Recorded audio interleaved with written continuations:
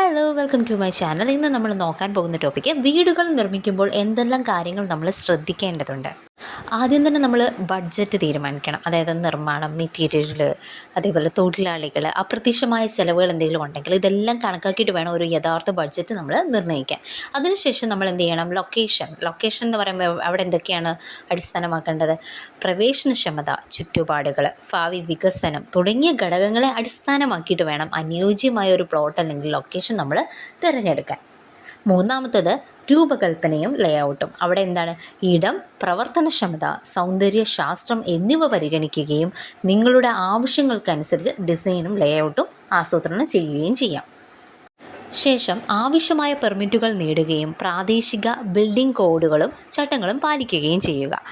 അടുത്തതോ, ദീർഘായുസ്സും സ്ഥിരതയും ഉറപ്പാക്കാൻ പ്രാദേശിക കാലാവസ്ഥയ്ക്ക് അനുയോജ്യമായ മോടിയുള്ളതും ഉയർന്ന നിലവാരമുള്ളതുമായുള്ള വസ്തുക്കൾ വേണം നമ്മൾ എന്ത് ചെയ്യാൻ? ഉപയോഗിക്കാൻ. ഇനി അടുത്തത്, നിർമ്മാണ പ്രക്രിയയുടെ മേൽനോട്ടം വഹിക്കാൻ പരിചയസമ്പന്നരായ ആർക്കിടെക്റ്റുകൾ, കരാറുകൾ, തൊഴിലാളികൾ എന്നിവരെ വേണം നമുക്ക് നിയമിക്കാൻ.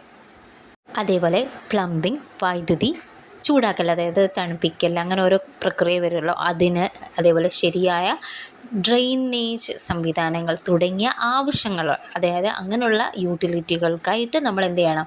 മുൻകൂറായിട്ട് ആസൂത്രണം ചെയ്യണം.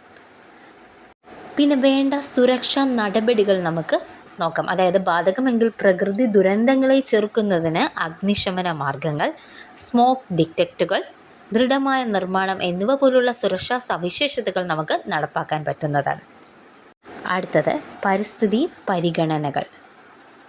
ഊർജ കാര്യക്ഷമമായ വീട്ടുപകരണങ്ങൾ, ഇൻസുലേഷൻ, സുസ്ഥിര സാമഗ്രികൾ എന്നിവ പോലുള്ള പരിസ്ഥിതി സൗഹൃദ സവിശേഷതകൾ നമുക്ക് ഉൾപ്പെടുത്താവുന്നതാണ്. അതേപോലെ തന്നെ ഭാവി പരിപാലനം. കാലക്രമേണ വീട് നല്ല രീതിയിൽ നിലനിൽക്കുന്നതിന് ഭാവിയിലെ അറ്റകുറ്റപ്പണികൾക്കായിട്ട് നമ്മൾ എന്ത് ചെയ്യണം? ആസൂത്രണം ചെയ്യണം.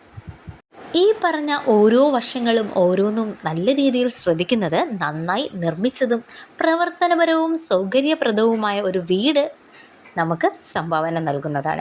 അപ്പം ഇതെല്ലാം ശ്രദ്ധിക്കുക. Thank you.